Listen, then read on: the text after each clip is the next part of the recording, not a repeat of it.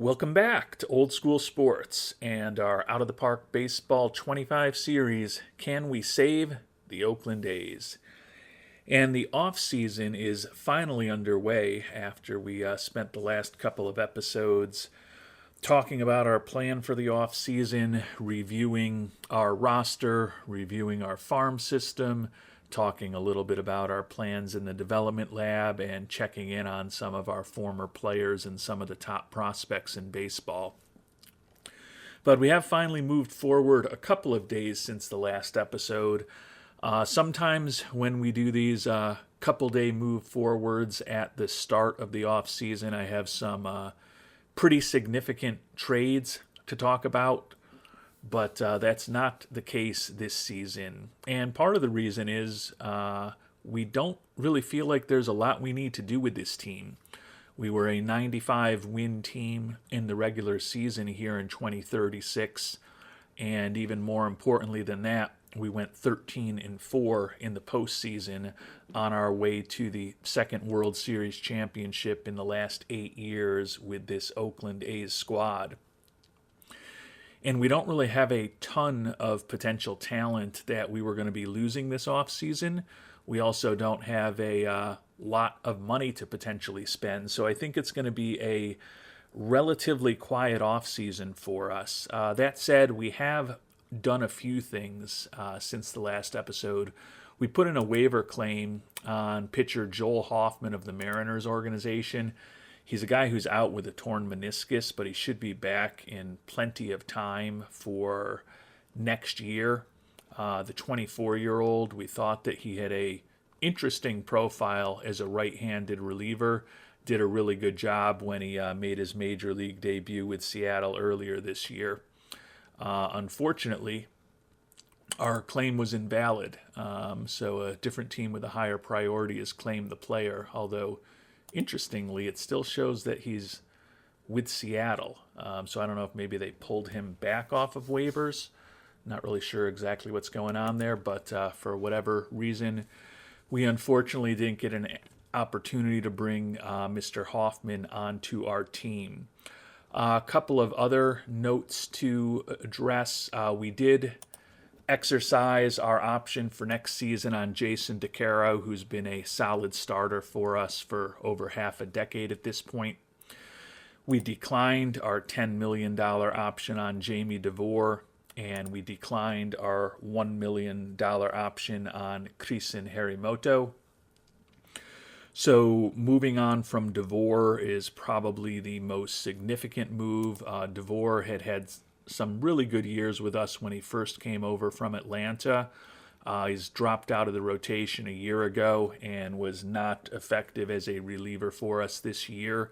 Was set to make $10 million, so we certainly did not want to be paying that. That is probably, potentially along with Krisin Harimoto, one of the most significant departures that we are going to have on our pitching staff. And really the only significant departure we're going to have as far as our position players is Yanquiel Fernandez. And we were not going to be re-signing Fernandez for the money that he's looking for. He's not going to negotiate with us any further, not that we wanted to bring him back. He's 34 years old soon, and although he was fantastic in the playoffs, hit just 209 with an 86 WRC plus for us, and he had been looking for a 4-year deal at about $13 million a year. I wanted to just release him to figure out the impact on fan interest, and you can see here overall fan interest almost crashed when we released him. But this does fortunately look like a situation where the updates that the OOTP developers have made to the fan interest dynamic in the latest patch that was out there might be helping, because we only got a 1-point reduction in fan interest with his departure. So my hunch is they may have updated the programming a little bit to make fan interest departures for rental players less punitive, and perhaps they didn't actually update the email that goes along with those, is my guess. But we got a 4-point boost when we rented Fernandez. He helped contribute to a World Series championship for us, and only 1 point when he left us, so certainly nothing to complain about on that front.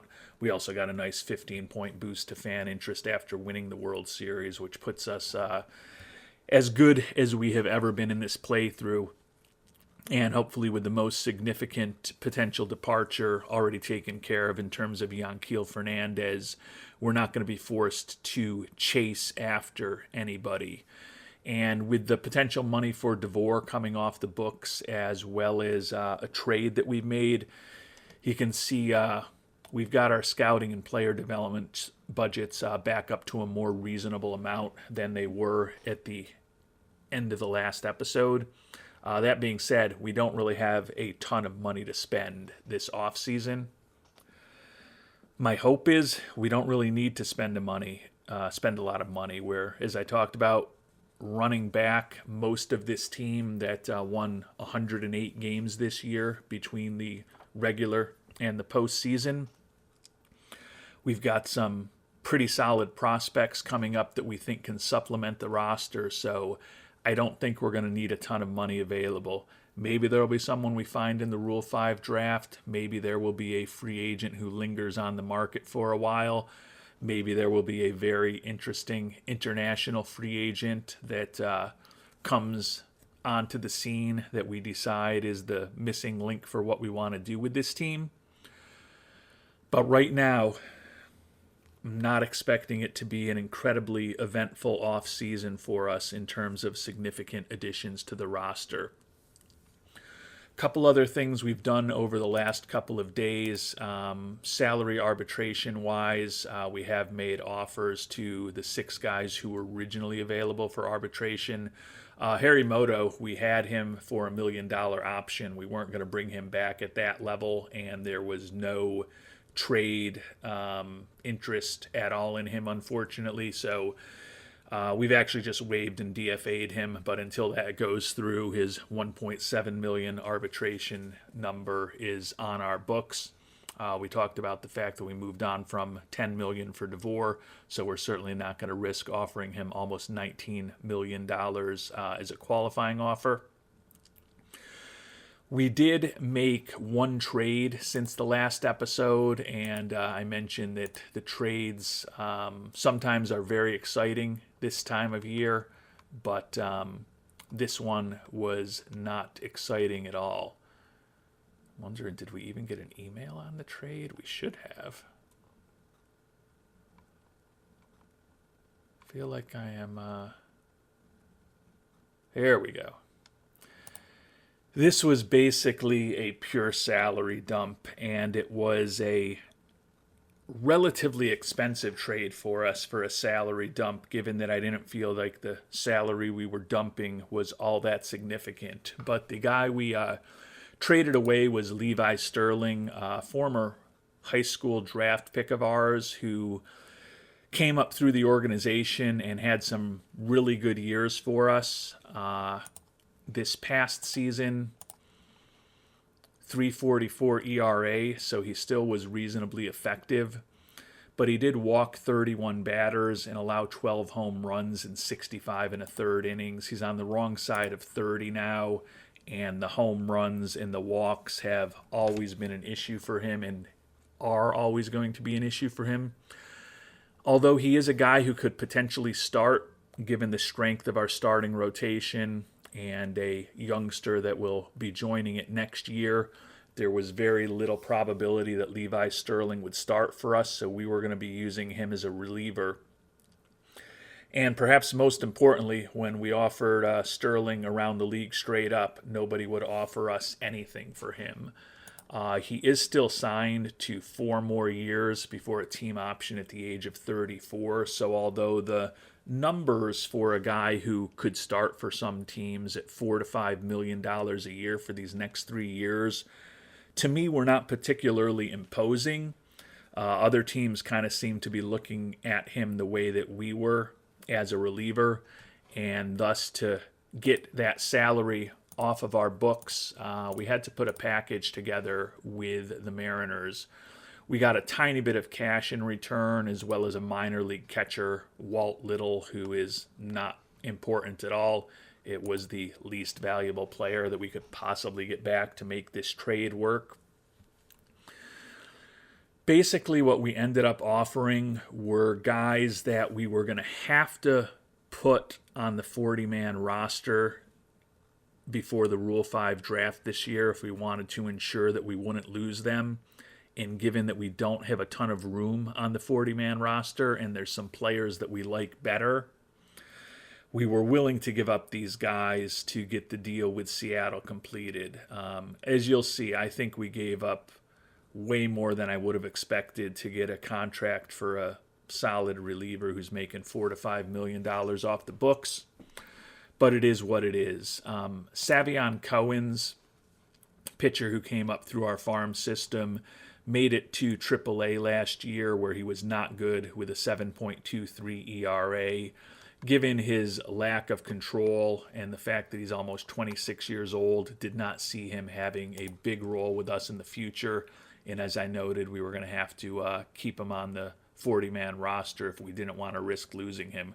Quite honestly, I would have been fine losing him, so the fact that he had a little bit of value in this trade helps.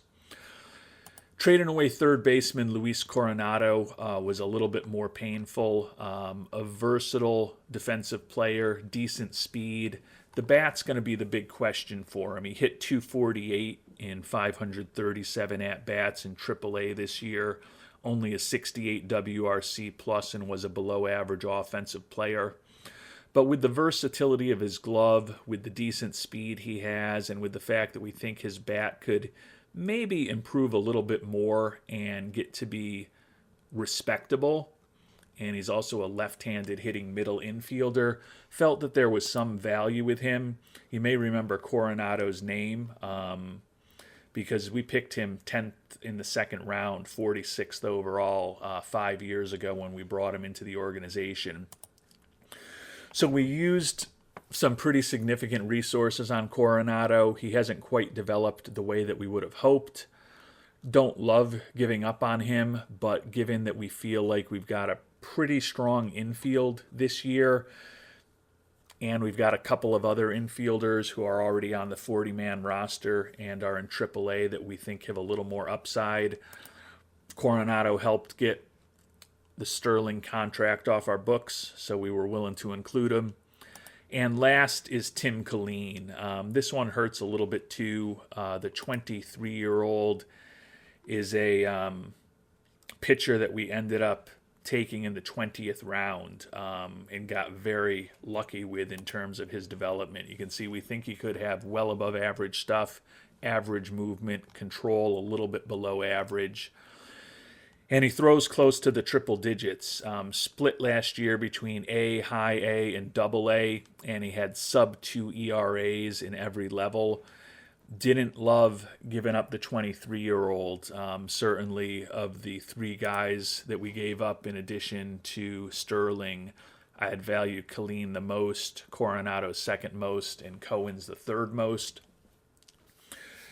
But Killeen, given the lack of control, given that we've got a decent number of pitchers on the 40-man roster who still have options available that are going to be fighting for our final couple spots in the bullpen, didn't feel like we were going to make him a deal breaker in terms of not getting Sterling off of the books. So, as I said, I think I spent a lot to do it.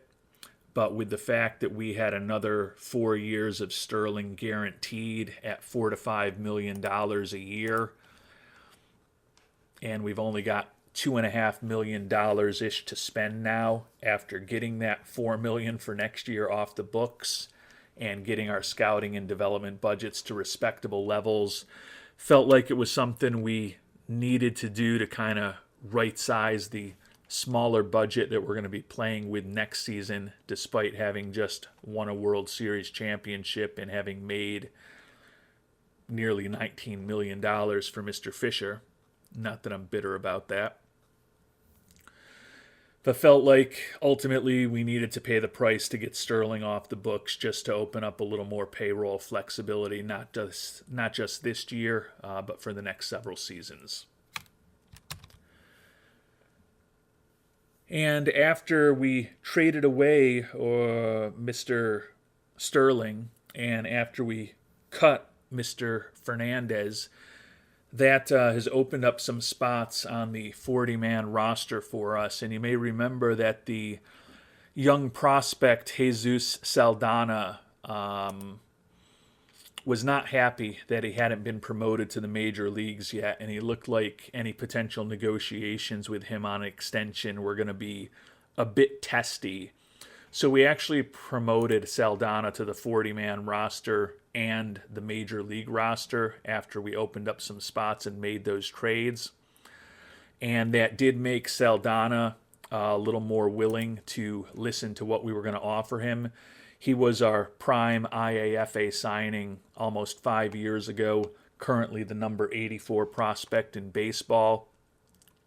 Combined for a 13-8 record in AA and AAA last year with a combined 4.6 WAR. We think his stuff is going to be well above average, and we think both his movement and control could be above average as well. He's got a 5-pitch arsenal, not the greatest stamina in the world, but really have high expectations that Mr. Saldana, even though he has not thrown a pitch in the major leagues, could be an important part of our rotation for years to come. And so we subsequently made him an offer that he is mulling over at this point.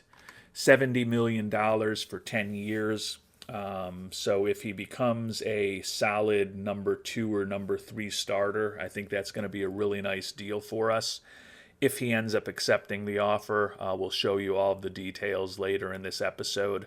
As you'd expect with an offer like this, we're going to be paying him more the next several seasons when he would have been making the major league minimum and having some really low arbitration figures for a year or two. And then when we get into those later arbitration years and the potential free agent years, we hope that we're going to be paying him less than he would make on the open market if he develops as we expect. But there are certainly no guarantees on that front. But I don't think this is a contract that will break us.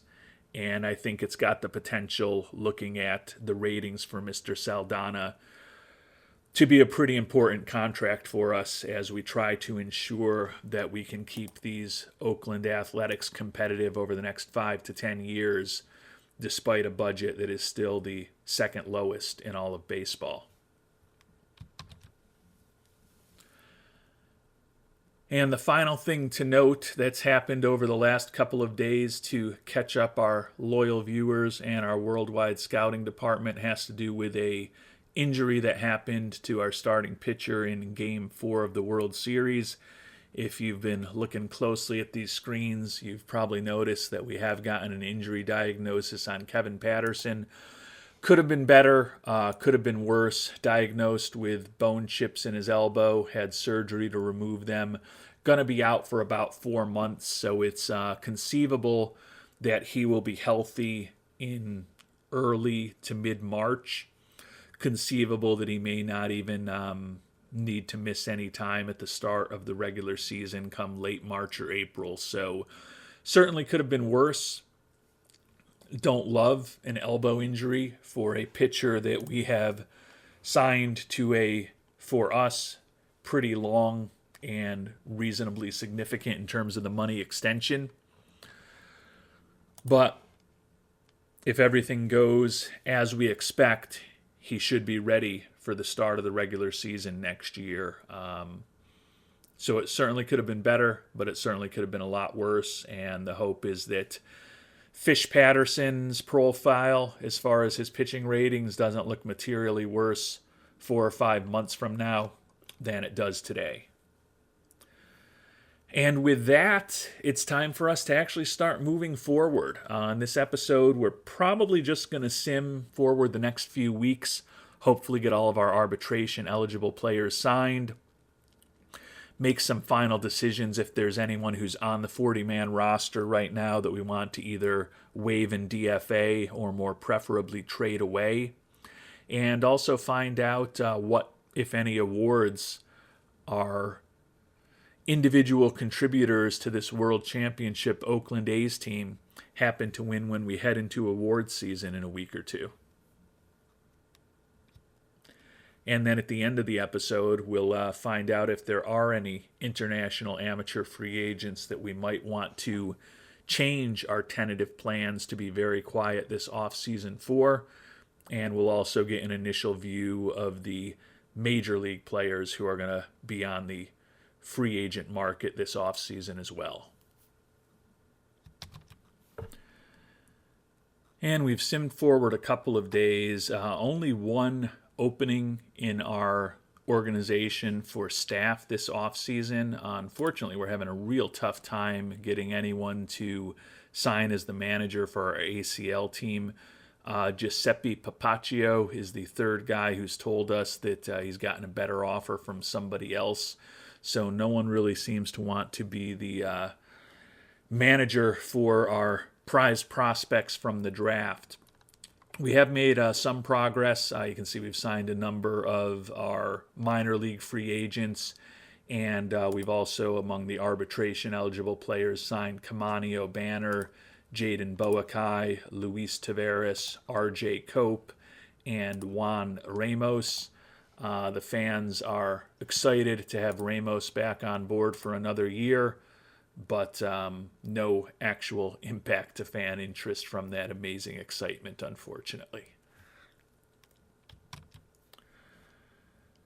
And Ramos, of course, in his full year, his first year with us in Oakland after missing an entire season a year ago when we traded for him, all he did was lead the American League with 148 ribbies, play every game for us this season primarily as a DH, despite being fragile, and help us, of course, win the World Series. So you can understand why the fans will be happy to have his arbitration contract signed and no uncertainty about whether he's going to be back with us next year.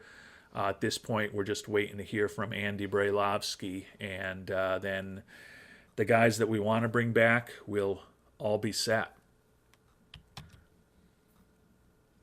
And we finally have a manager who might be willing to manage our team down in the ACL. Austin Jackson, former major leaguer, excellent with development, good with mechanics, only average in terms of his relationships. So he's not a perfect coach for that level of the minors, but certainly respectable. And given that the first three guys we engaged with that we liked a bit more or a lot more than Jackson seem to have no interest in signing with us, we may end up somewhat happily having Jackson on board.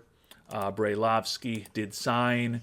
Overall fan interest increases slightly from that signing, so not surprisingly still stuck at 88, but 88 is 30, 40, 50 points higher than where we've been for long portions of this playthrough, so I'm certainly not going to complain about that. And just when I was saying nice things about Austin Jackson, he's saying that he's got a better offer from someone else too. So we've definitely been struggling to fill that spot, as I mentioned, as a manager for our ACL team, and we'll keep working on it. Hopefully we can find someone to take that job. And generally, when I'm looking for managers down in those lower levels of the organization, really just focused on three things, and they're the three things I mentioned with Jackson.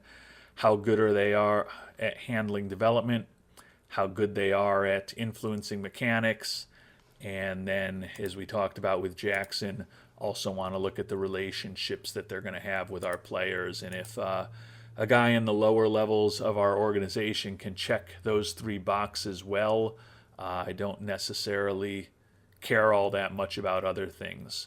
You can see there's no one who's left on the market at this point that really jumps off the page. We're going to keep talking to guys and hopefully ultimately come up with a manager for this team. And there's two guys left that we haven't tried. Tag Horner is excellent with development, only average with mechanics. and we expect him to have average relationships overall with the players on the team. If we want to kind of balance out things a little bit, Vladimir Franco, good with development, so not quite as good as Horner there, but also good with mechanics, so he's a little better there and perhaps unlocking some untapped capabilities that we don't even see in some of these players. Franco similarly expected to have average relationships, so I don't see a huge difference in these two guys. Right now, we're going to go ahead and make an offer to the one who's a little bit more well-balanced, Vladimir Franco, looking for $90,000 over 3 years. I guess I'll just see if Horner's maybe cheaper. But Franco, although we're not in love with him, the $90,000 he's asking for is more than any of the other guys that we've looked at this point. And Tag Horner really wants to be a major league bench coach, so that's probably a sign that. And he wants $165,000 to manage there. So we've got the money to afford these guys at this point, but I really just kind of want to get somebody signed. Oftentimes when I am making offers to people, I'll try to save a bit of money and often be able to do that, at least in terms of what they say that they're looking for. But that hasn't worked well for us. When we've got these positions that have been hard to fill over the years. So I'm actually going to try to come in a little aggressive with Vladimir Franco. He says he only wants $90,000 a year for 3 years. We're going to offer him a 6-figure contract for those 3 years and see if maybe we can finally get a ACL manager locked up. And Vladimir Franco says that we're in the driver's seat for finally bringing a manager on board. Most importantly, though, Jesus Saldana signed that contract. So although he has never pitched in the major leagues before, we have guaranteed the product of the Dominican $70 million over the next 10 years. Take a look at the specifics of the contract. As I mentioned, these next 3 years, which would have been his minimum salary years, we're going to be paying him a bit more, probably pay him a bit more in his age 25 season, which would have been his first arbitration year. And then in the last 6 years of this contract, he's got guaranteed numbers for 8, 9, 9, and 10 million. And then we do have team options for the final 2 seasons when he gets into his 30s. Our hope is that he's going to be a 8-figure kind of player by his mid to late 20s, and we're going to be saving some decent money in his final arbitration seasons and potentially saving maybe $10-15 million off of what he might be being paid in the open market in those free agent years. Certainly no guarantee that he reaches his full potential and ends up being as effective as we hope he can be. But as I said, this is a guy that we've been investing a lot in over the years. Brought him on board as an international free agent, as I noted, almost 5 years ago when we gave him a $3.5 million bonus. We're very aggressive trying to get him signed right at the start of that period, and it worked out. And looking at his ratings, unless our scout is way off, definitely feeling like he can be a excellent number 3, probably a pretty solid number 2, and if we get lucky in the development lab with him over these next few years and also just get development in terms of him reaching or perhaps even exceeding some of the ceilings that we think he has, it's not inconceivable he could be a pretty solid number 1 starter. Not necessarily anticipating that that's what he's going to become, but he is only 22 years old, so he should still have some reasonable development ahead of him these next couple of years. So really happy to have Saldana as on board. We're in the very early stages in the development lab, but if you don't remember from when we highlighted this at the end of the last episode, we're working on a increased pitch movement program for Saldana. he is frustrated, but it's the very early days of this program. We think that in terms of keeping the ball in the park as well as the BABIP he allows, there's room for improvement in both of those categories and movement overall. So trying to hopefully harness some improvements there in the development lab with Mr. Saldana this offseason, since with the contract he has now signed with us, he is, with the exception of Arturo Uresti, set to be with us as long as anybody. Actually, why isn't Saldana showing there yet? Huh. Maybe because he hasn't played in the majors yet, but it is kind of weird that we just signed him to that major league contract and it's not showing on our team's salary page yet. I mean, I guess he isn't. We're still looking at 2036 salaries, so maybe that's why, because he, until today, was not on a 40-man roster and did not have a major league contract, so maybe that's why he's not showing up. Things will be flipping over to 2037 next season very soon, I believe, when we get to the start of free agency, and I imagine we'll see that Saldana is locked up for a similar amount of time to Mr. Uresti when the year flips financially here in OOTP 25.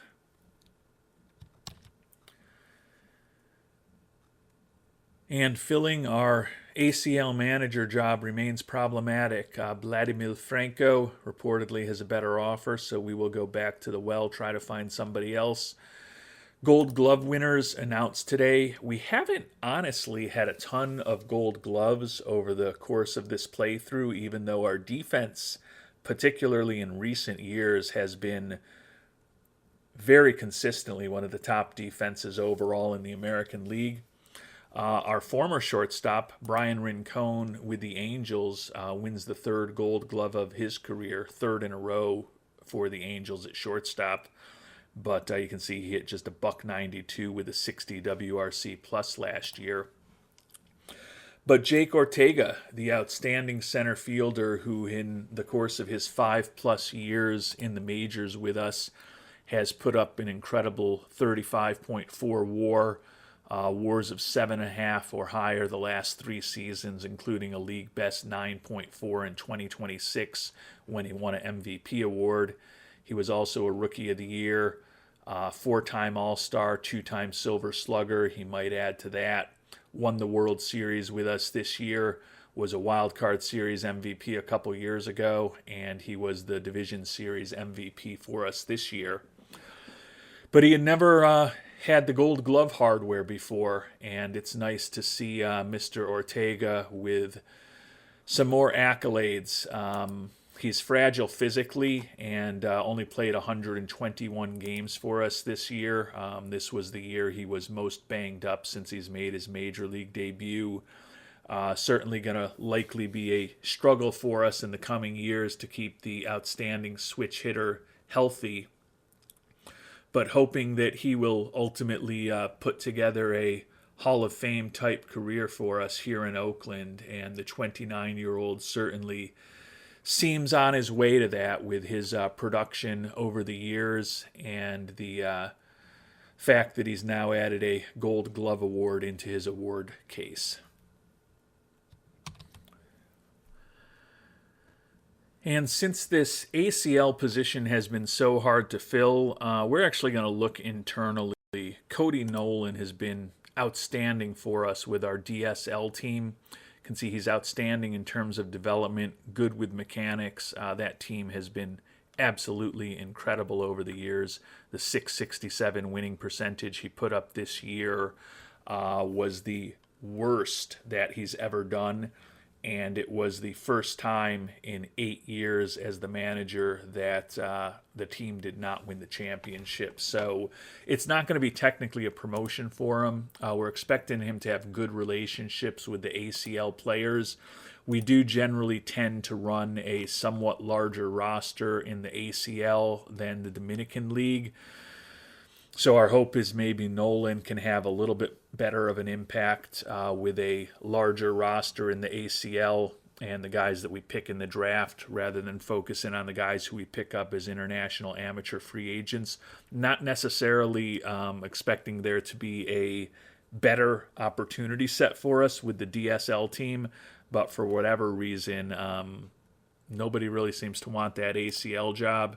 So we are going to move Cody Nolan into that spot. And as I said, probably going to be a similar or perhaps even slightly worse list of the options here for the DSL team.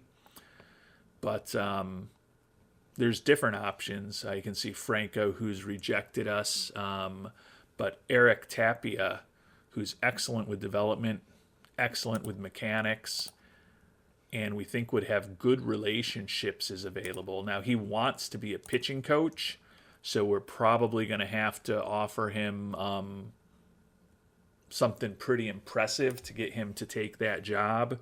But honestly, Tapia, with those good relationships and the excellent ability to influence development and mechanics, is quite honestly better than anyone that we had been looking at for that ACL job. So I'm going to be willing to offer him more than he claims he's looking for. See, he wants to be the Oakland A's pitching coach, so he may not be incredibly thrilled about this. Well, manager of the Oakland DSL team says he'd do it for $65,000. I'm going to be bold. I want to get him signed. We're going to offer him $100,000 a year for 3 years. I think adding Tapia into the organization with the promotion that we just gave to Mr. Nolan would give us the best manager combination in our 2 rookie league teams that we could have possibly put together with all of the different permutations we've looked at thus far this offseason. Given that he's got that proclivity towards wanting to be a pitching coach, I don't know if we're going to get him locked up, but we're going to make a run at him. And we finally have a second manager for our rookie-level ball clubs. Eric Tapia agreed to that contract, despite the fact that he prefers to be a pitching coach. So I think he's a really nice addition to help our DSL players develop.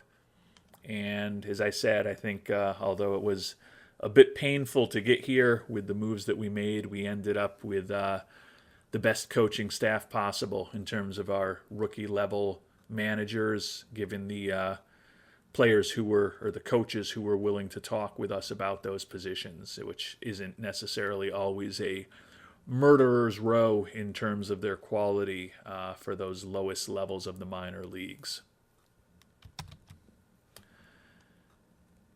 And although we haven't earned any other awards since that gold glove that went to Ortega, Kip Wells, Manager of the Year, he won it consistently when he was in our minor league organization, and he's now won it twice in 8 years as manager of the Oakland A's.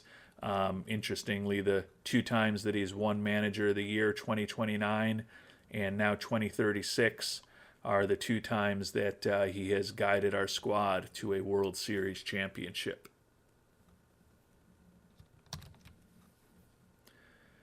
And the Gold Glove for Ortega and the Manager of the Year award for Wells were the only awards that our Oakland A's earned this offseason. Thought that Ortega might be a pretty strong contender for a Silver Slugger award. Unfortunately, went to Dan Harrison. He hit .302 for the Angels, 27 homers, 96 ribbies, 101 runs scored, 149 WRC plus for him with a 913 OPS. Definitely had a nice season. Ortega hit for a bit higher average, fewer homers, fewer ribbies, fewer runs scored. Did have 31 stolen bases. Not sure how much voters factor steals into the Silver Slugger. His 151 WRC plus was a little bit higher. 7.5 WAR was a little bit higher. He did have more doubles with 30. Tend to think that if Ortega had played another 20, 25, 30 games, he would have probably easily won the Silver Slugger in addition to the Gold Glove. AL Rookie of the Year, Sean Stoltzfus of the Astros, 37 homers, 111 ribbies, a 291 at bat. NL Rookie of the Year, Joe Harper of the San Francisco Giants, 33 homers and 108 ribbies with a 282 batting average. Not a shock that Steve Genis of the Texas Rangers was your unanimous American League Cy Young Award winner this year. Our ace Jackson Ferris, who went 17-5, 232 strikeouts and a 3.33 ERA, finished fifth in the voting.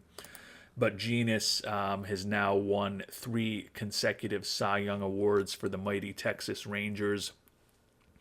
All he did this year was lead the league in wins for a third straight year, innings pitched, strikeouts, whip for a third straight year, quality start percentage, and WAR among pitchers. So another monster year for 9 heads. The National League Cy Young Award goes to Mike Ramsey of the Atlanta Braves. Our old friend Andres Rojas, the knuckleballer, finished 4th in the voting despite going 10-17. Former farmhand of ours, Joe Lewin, who we traded away for Brian Ramos in a rental several years ago, has become better than we anticipated, and he got a few Cy Young Award votes this year. But Mike Ramsey of the Braves, another monster season from him, led the league in wins, innings pitched, strikeouts, ERA, whip, homers per 9, strikeouts per 9, strikeout to walk ratio, quality start percentage, FIP minus with a ridiculous 42, and an 11.7 WAR as a pitcher. So Serike Ramsey remains an absolute incredible player, and he has picked up a 2nd consecutive Cy Young Award, and as we'll be talking about shortly, he's also picked up a 2nd consecutive MVP award and he was unanimous with both of those awards, because in addition to the ridiculous pitching numbers that Ramsey puts up, he's also a pretty accomplished second baseman / shortstop. 36 homers, 96 ribbies, and a 278 average in the 140 games that he played or started this year, 152 games overall, 6.1 WAR as a batter. So he led the league in both batter WAR and pitcher WAR last year. He did not do that this season, but his pitcher WAR was so incredible that with the 6.1 pitcher WAR and the 11.7 batter WAR, a combined 17.8 WAR on the season for Ramsey is even better than he did a year ago when he won the same 2 awards. Over in the American League, Zach Hickok of the White Sox, 25 first-place votes for the right fielder, 315 average, 41 homers, and 132 ribbies. Scored over 100 runs as well, put up a league-best 7.8 WAR, wins his first Most Valuable Player award. Our good friend Jake Ortega finished 3rd in the voting, so he remains stuck on 1 Most Valuable Player award. Alejandro Landin, the excellent shortstop who led the team with 37 homers and was second to Ramos with 119 ribbies, also got some support. Kind of surprisingly, Juan Ramos with a 148 RBI season does not get a single vote for Most Valuable Player. Granted, he was a DH, but 148 runs batted in is a pretty impressive number. And we've made it to the start of free agency with the contracts that we move on from and a couple of minor moves to waive and DFA guys off of the 40-man roster. Got a little over $10 million potentially available to spend, but no money available for extensions. So we're going to be very focused on 1-year contracts if we do end up being a significant player in the free agent market this offseason. Before we finish things up, we'll take a quick look at the pools that are available on the major league side. Some familiar names. Shoji Bame, the import from Japan we thought about signing several years ago, on the market after an injury-plagued season with the Dodgers. Gunnar Henderson, the catcher Kyle Teal, Dylan Cruz, Owen Murphy, Alan Walling, a pitcher we've been following since he was a potential draftee, looking for around $25 million a year, so Specs is likely out of our price range. 35-year-old Taj Bradley, Francisco Alvarez, the catcher, Rosny Contreras, starting pitcher, and Jake Bauers, the first baseman, among the top major league free agents. Unlikely that any of them are going to be looking for a 1-year deal of around $10 million. So if we are active, it's probably going to be at the lower end of the market. Take a quick look at the international free agents as well. Maybe there will be a few guys here that pique our interest.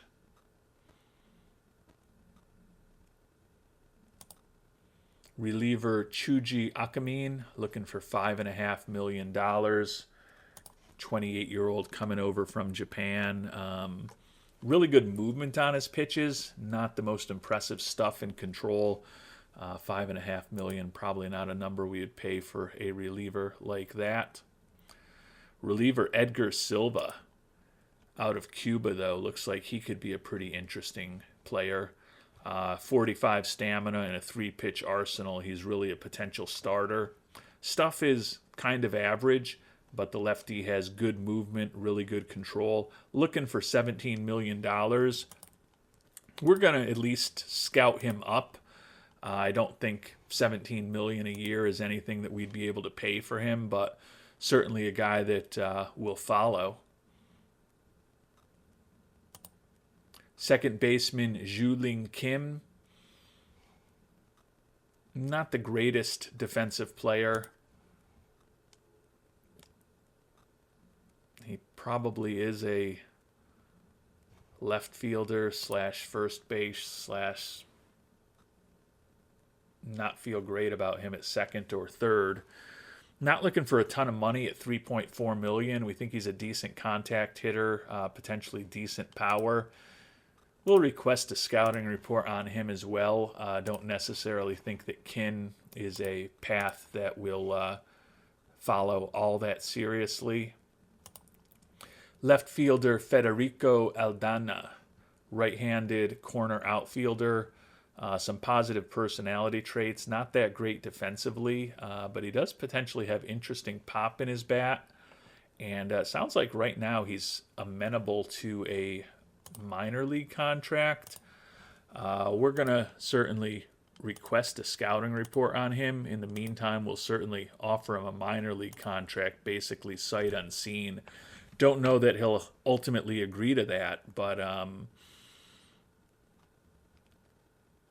well above average home run power with average-ish contact, gap power, and eye.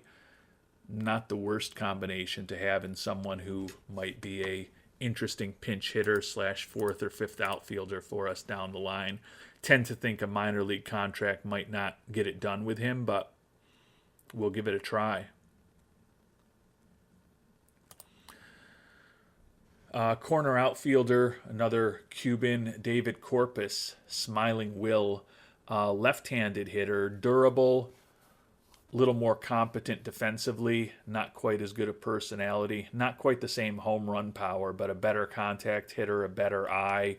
$7.5 million for the left-handed hitter, I don't think is something we're going to be interested in doing, given that we do like several of our younger outfielders between Sergio Palomares, Taveras, and Lovato. We've got 3 guys that we like to varying degrees, fighting for potentially 2 spots in the outfield next year. So I don't know that we need to go crazy for Mr. Corpus or Mr. Aldana for that sake, but we'll certainly investigate both of them. Those look like the most high-end potential prospects. I'll spend a little more time with them online just to make sure I'm not missing someone who has some potential by quickly running through the star ratings, but don't necessarily want to bore any of you with all of those details. Kevin Patterson down to 3 months on his injury. We've simmed obviously close to 3 months over the course of this episode, but not quite. So feeling like maybe he'll be back in late February and hopefully be around for most of spring training as we try to ensure he's ready to be in the rotation on opening day next season. Only a month into the development lab, and doesn't look like things are going well. You can see we've got a lot of people frustrated. Bobby Garland is excelling with secondary pitch improvement. Dozer Camunez, one of the top young prospects in our organization, on track, improving his control. Chase Dora on track with secondary pitch improvement.